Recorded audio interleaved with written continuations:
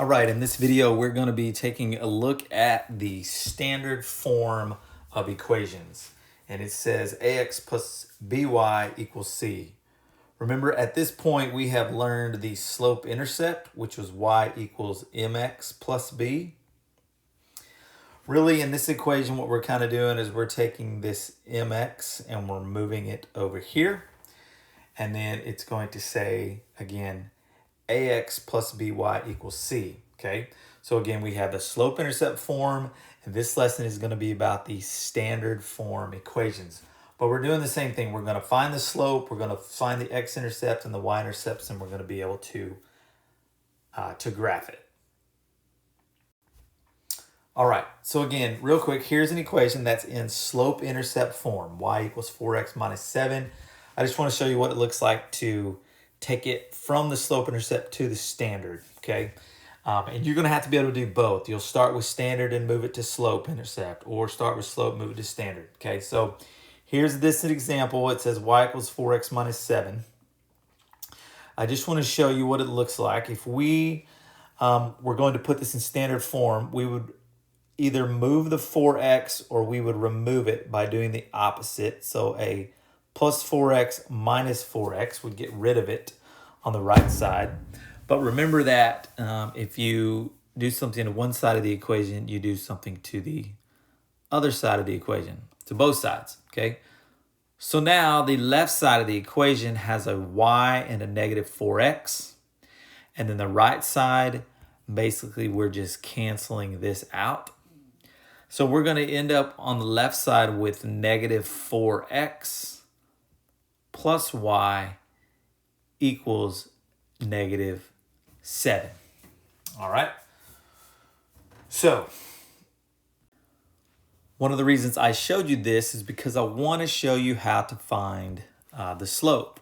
Remember, this is in ax plus by equals c form. Okay, if we were going to find the slope from the standard form, it is equal to negative a over b. Negative a over b. And let me see if I can explain that to you real quick. So here is the a, and here is the b. Technically, in this one, the b is a 1. Well, the negative a would be positive 4 over 1.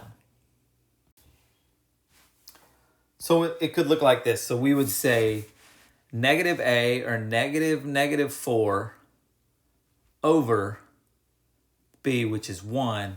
And then, of course, this equals 4 over 1. 4 over 1, which is 4.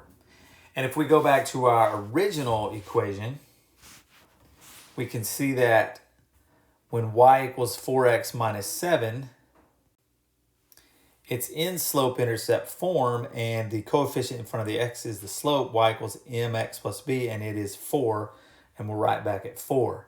So when you're in the standard form, ax plus by equals c, the slope is basically the opposite of a, or negative a, the opposite of a over b.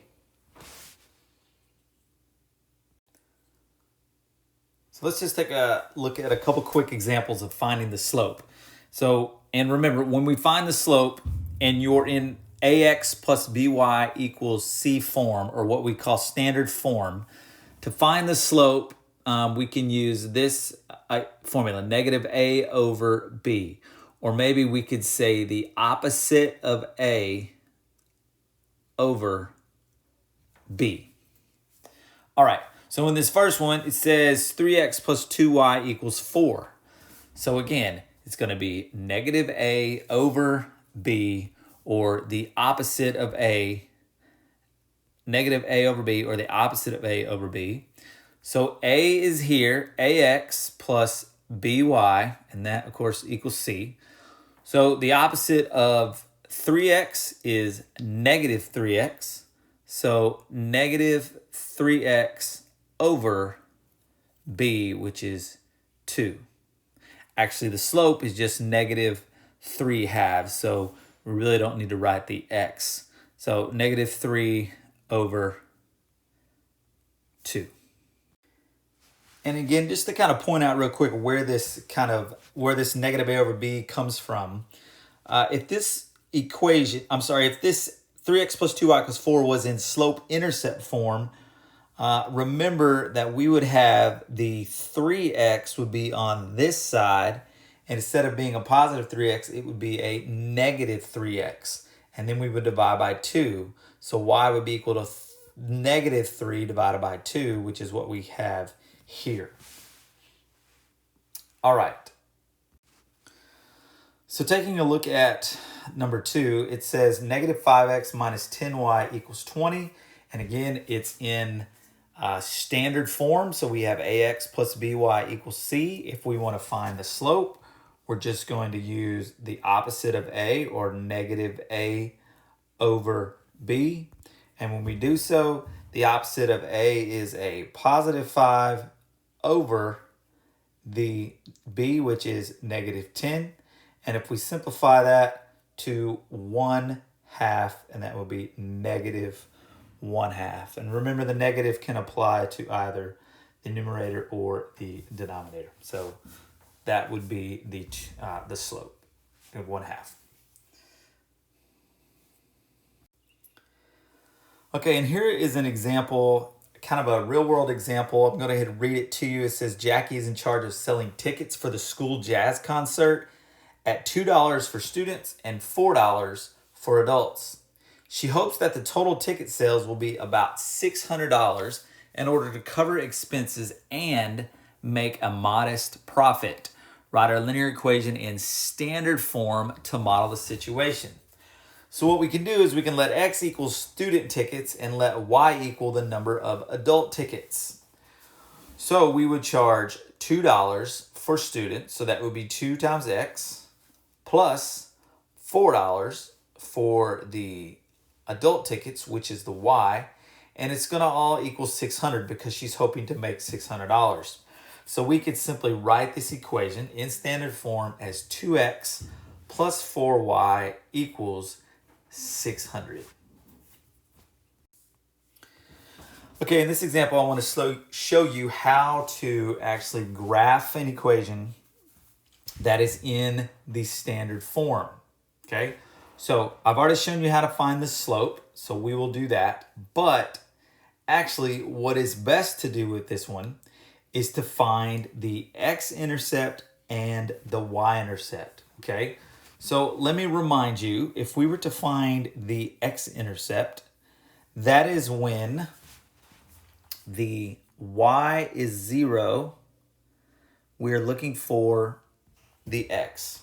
All right, and then if we're trying to find the y-intercept, that's when x is 0 and we're trying to find the y-coordinate. Okay, so for both of these, if we want to find the x-intercept, we're just going to set y equal to 0. So we come up here and we plug in a 0 for y. Well, what is 6 times y? It's 0. So really, it just goes away. And we're going to solve for negative 5x. If we want to find the y-intercept, that's when x is 0. So we'll just plug in a 0 for x, and then we'll solve the equation. All right, so let's take a look. So for the first one, if we want to find the x-intercept, what we're going to do is we're going to plug in a 0 for y. So then our equation simply becomes negative 5x plus 6 times 0 equals 30. Well, when you multiply 6 times 0, this basically just kind of goes away. So you're left with negative 5x equals 30. And then to solve for that, you divide by negative 5. And x equals negative 6. So our x-intercept would be negative 6, 0. So we can just go up here and we go to the left, negative 6, and we would put a point right there at -6.